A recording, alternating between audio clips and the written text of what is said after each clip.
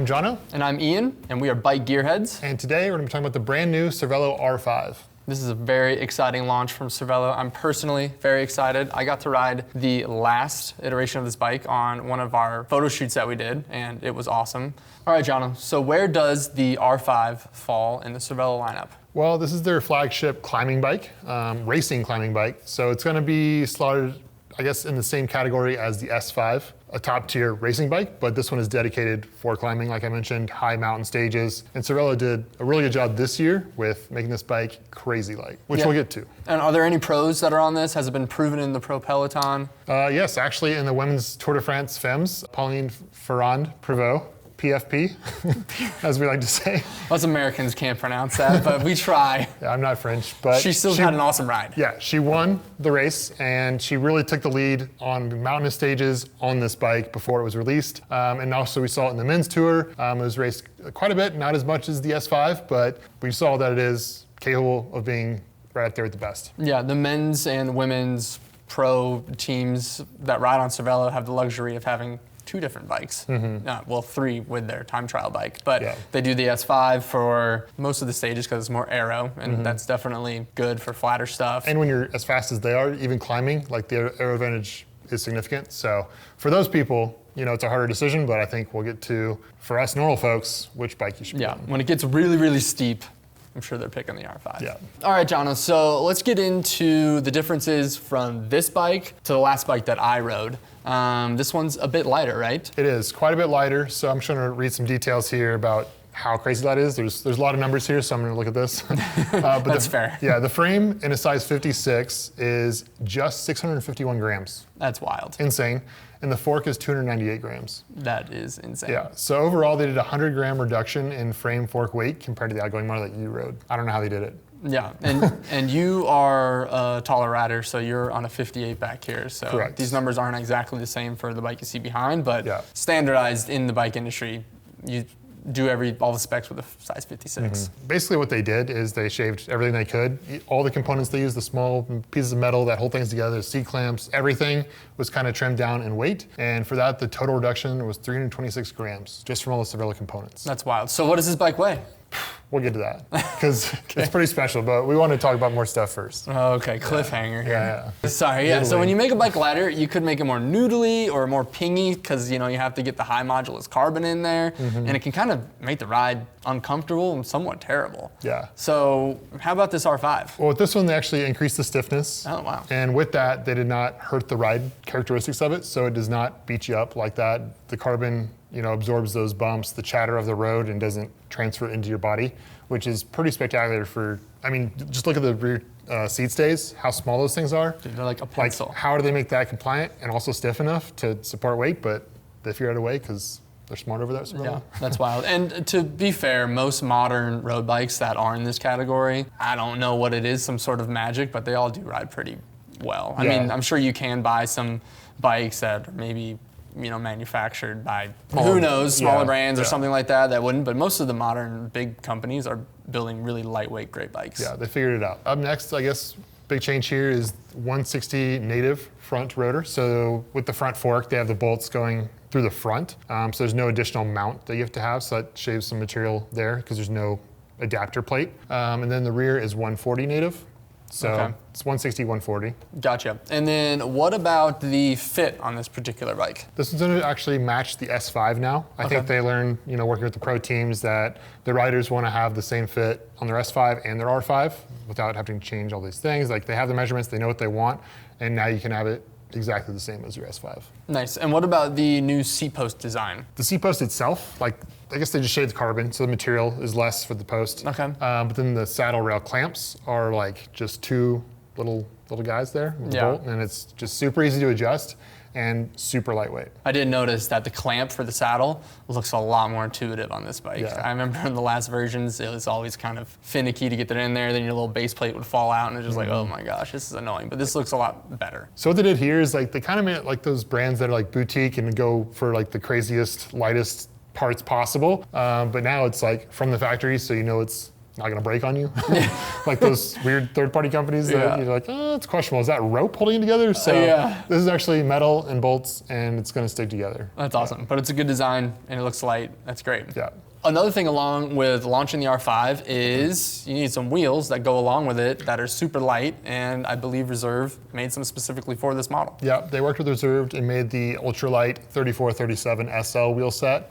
So they saved most of the weight just in the carbon layup of the rim. And then the wheels, depending on the package, will come with the DT hubs, either 180 or 240. Okay, and 180 for DT, for those who don't know, is the higher spec, and so that'll come on the highest end bikes. Correct. And then 240 will come, save you a couple dollars. Yep, and you know, you're gonna save a little bit of grams by spending a lot more money, I guess. Yeah. If you do aftermarket, going with the 180 over 240. So it's nice to see the top tier model come with the high end hub. Yeah, and we'll get into it, but it was great to see that on their top end build, they are adding in a lot of little like value nuggets. Like it's an expensive bike for sure, and we'll get into what the price is, but at that price point, you do get a few cool things that will keep going through. So I do like the spec. Yep, and it does come out of the box with the like polyurethane tubes. So if you don't want to run tubeless, it is set up to run tubeless, but if you want to have a tube, it does come with those, which are also super light. And those are really tiny too, so you can put a really tiny saddlebag on your bike, which I really like. One of my gripes with the R5 that I've had is like, man, I want a one-piece bar stem that integrates with the full Cervélo system so I can run everything internal and it just comes from the same brand. And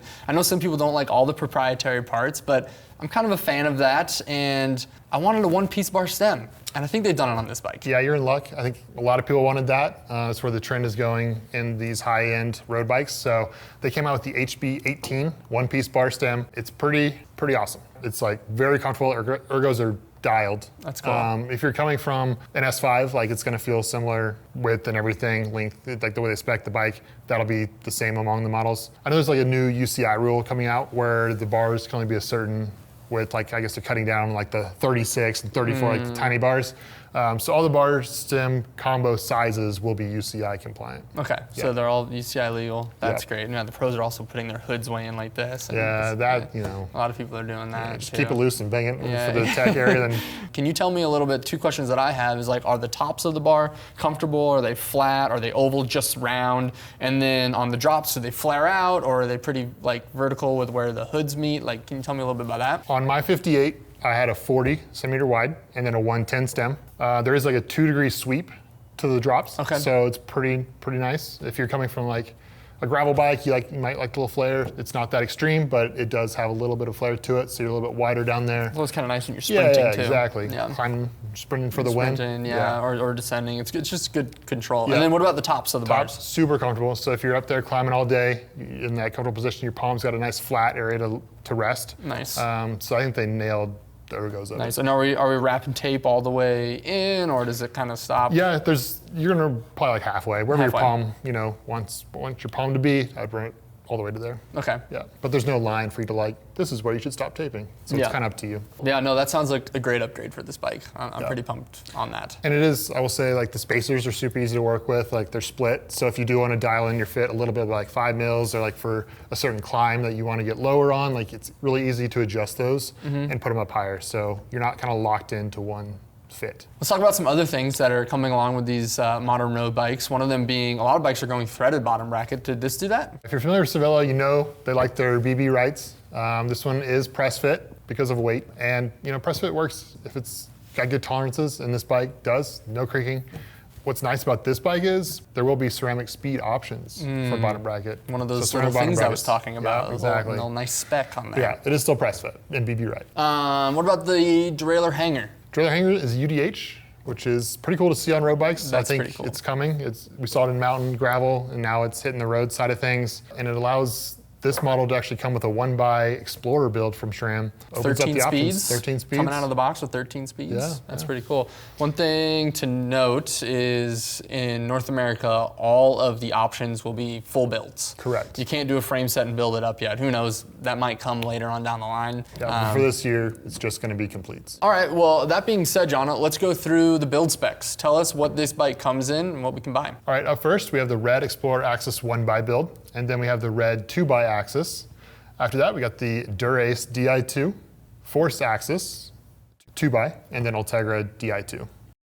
Okay, nice. And that 13-speed one by was that Red Explorer. That is Red Explorer, and it comes with a 48 chainring. That's pretty cool. Yep, so 1044, or sorry, no, 1046. 1046, and then a 48. 1046 and a 48 too. Chainring, yeah. Would you do the one by? You know, I tried one by for a while. I'm back on two by. I'm undecided. I really do want to try the Explorer one by on a road and see what I think. On gravel, it's awesome, and I think it could be a pretty good road setup. Yeah, I think just a better gearing spread. Yeah, I have 2 road bikes right now. One of them is 2 by, and one of them is 1 by, and I like them both for different things. You know, yeah. Like I love being able to get that exact gear when I'm climbing. So for the R5, personally, I would go 2 by, but it is cool that that's an option. If you want to do like hill climbs, maybe going with a 1 by could be good. Let us know in the comments. Would you go 1 by or 2 by with this bike? So Ian, you mentioned all the accessories that come with the bike, computer mount. I see there's a few things here. Yeah, little bits and bobs that are fun. Bits and bobs. You know, a ceramic speed bottom bracket on the high-end build, that's cool. Yeah. 180 hubs on the high-end build, that's cool. The red, I don't know which red one, comes with a Karoo computer. So like, yeah, the red builds, either one will come with a Karoo computer. That's cool. Yeah. And you can mount them on the bike in different ways. It comes with a couple different mounts. Right now you just have the regular standard out front mount on here, but then they also give you this one here, which can mount your computer, but then it can also mount a GoPro or a light or something that has that GoPro mount on the front. So that's really cool. That's cool. And then the same thing on the rear. So this would go ahead and replace your rear saddle rail clamp, and you could have another mount back here. A lot of the lights these days or cameras are using these GoPro style mounts. Like radar. If you run radar. Yeah, so you can put that on there as well. So keeps the weight down. It's cool that they gave you some of that extra stuff. Keeps the weight down. Yeah. All right, what else is coming with the bike? So they come with power meters? They do. So all builds will come with dual-sided power meters. For the Shimano builds, it'll be the 4i, and then for the SRAM builds, it'll be the SRAM Cork power meters. Okay. Yeah. All right, so let's talk about the wheels, tires, and what options are there. So on all the builds, they'll come with these reserves, and then they'll have the Vittoria Corsa Pro speed tires in a 26 millimeter. And the bike is designed around a 29 millimeter, but you know, lighter weight. So they went 26 for the completes, just, you know, had that better number on paper. But the 29 is probably what you want to end up running. We'll get to that, but there is clearance up to a 34 millimeter, like the outgoing R5. So you got a lot of options there for tire width. Okay, that's awesome. So is Cervélo making saddles now, or did it come with something different? No, they partnered up with Pro Logo for a saddle. I will mention that it's super comfortable. Typically I run a Specialized Power, and I had no issues running this saddle. Like, if I bought this bike, I would just keep that one on there because it was that comfortable. I'm actually quite surprised by that. I know Jonno well, and I thought for sure he would talk about switching out the saddle. Yeah, I'm very picky about my setups, but it was comfortable right away and didn't have any issues, so I'd run it. And it's super light. What sizes does the frame come in? Yeah, so the R5 is going to accommodate a large range of sizes, from 4'11" up to 6'6", maybe more. Wow. Check out with your local fitter, but it comes in a 48, a 51, a 54, a 56, a 58, and a 61. Nice. And you were on?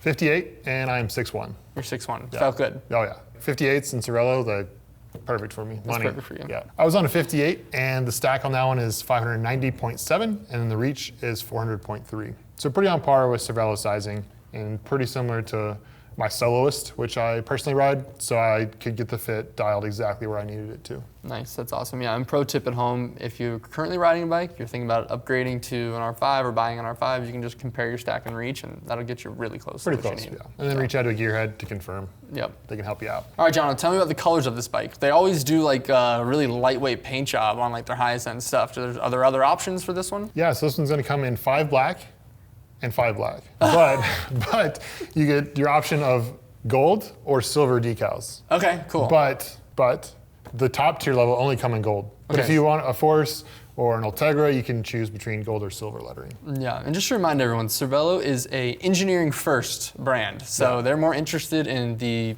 purpose of their bikes than to make them a bunch of different colors. And color is heavy. Color is very heavy. Yeah, so you'll notice details of this, like you may not be able to see it unless you're in the sun, but it is very thin, matte black paint, so you can almost see like the carbon layup underneath it. Yeah. Not a defect, that's intentional. Yeah, it's don't call weight. us about it. We're not gonna return your bike because you can see the carbon weave. That's called weight savings, and it makes you faster, so enjoy it. So like we said at the beginning, Jonno, you got to ride this bike. I'm extremely jealous, but you should be. I'm not tall enough to ride a 58, so you're gonna have to tell us about how this went. Yeah. How was the climbing of this bike? Climbing, that's what it's all about, right? It's a dedicated climbing racing bike, and that's what excels. I was blown away by how, like, as soon as you even just pick up the thing, it is like a feather. Like, you're just like, how can this support my weight? And then you get on it, and like the first pedal stroke, you just launch forward because all your momentum's just going forward. So right away, I had to climb, kind of get to where I needed to go for the filming, for a very famous climb here in Salt Lake City.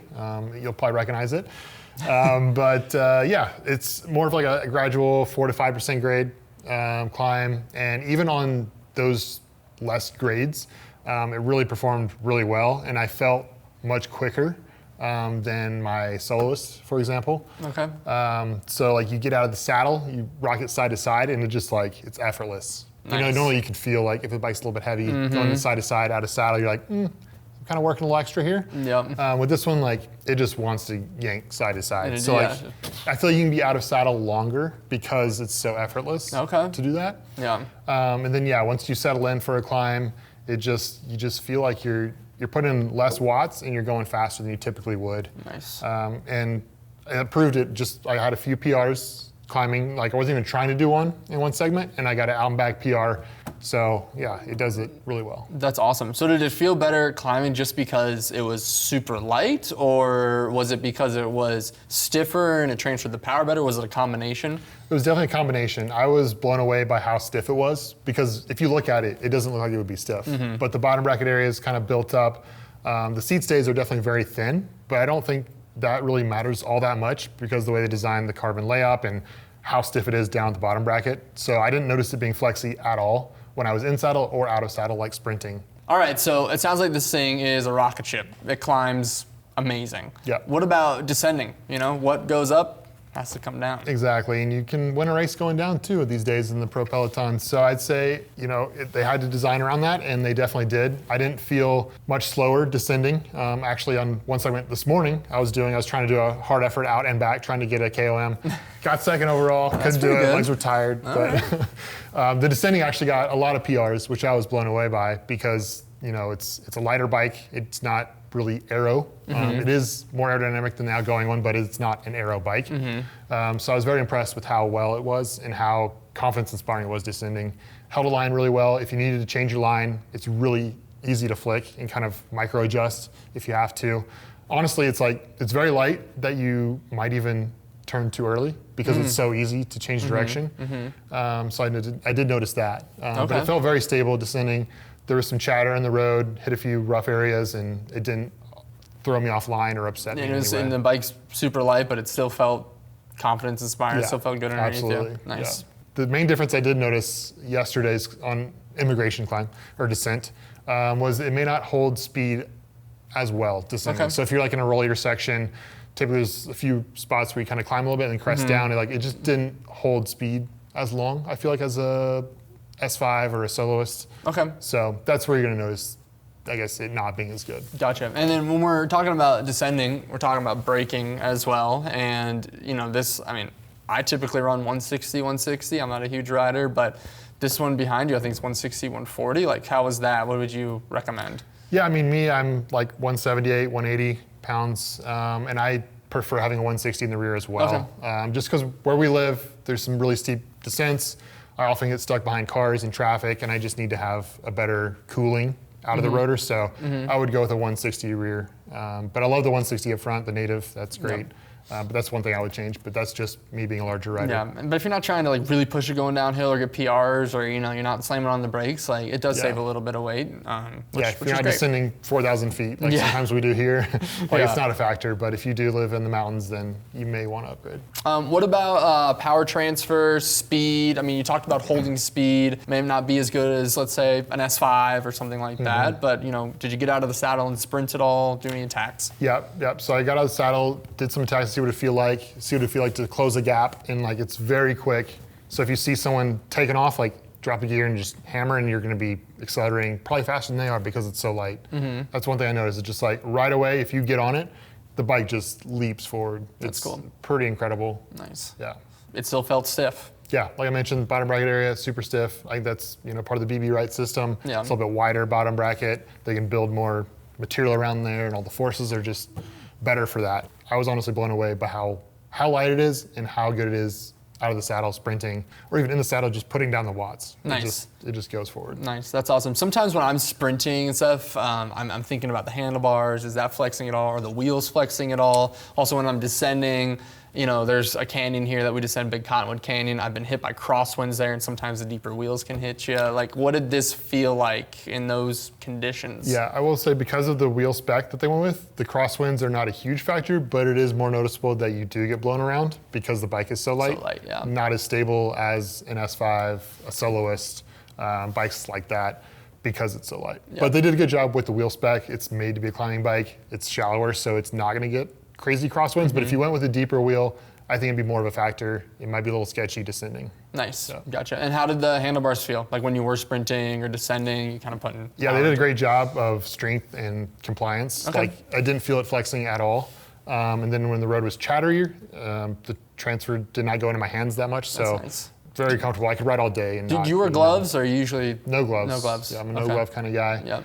I will say you can feel like some chatter just through the frame because I think the wheel tire size. It's a 26, so like Yeah. that's kind of outdated in today's racing world. I'd say most people are on 28s by now. Me personally, I like 30s. Yeah. So having a fatter tire, it's going to take that away. Yep. So a lot of the ride feel that I got that I didn't like was because of the tires. Right. I could higher pressure and it's just what happens. So Yeah. run a wider tire and you get a very compliant bike. Yeah, there's trade-offs, but it's cool that you have options Yeah. with this particular bike. So this is a top-tier road racing bike. Sometimes those can put you in crazy extreme hunch-over positions, get you really aero. You know, sometimes, like you say, you can run a little higher tire pressure and stuff like that. And it can not be the most fun ride for everybody for long periods of time. What did the R5 feel like as far as comfort goes? Yeah, I felt very comfortable. It's obviously a race geometry. It's the same geometry as the S5. So you're going to it's longer and you're going to be lower than you would be on an endurance bike. But there's a lot of flexibility with the stack height, like with the spacers, as you can see behind. Like I'm on a 58, I have a good amount of stack there, but it felt very comfortable for me. Like I could ride that position on an all-day ride, like 8 hours, no problem. It does transfer some of the road chatter because of the tires into your body, so that would be the most fatiguing part, I'd say.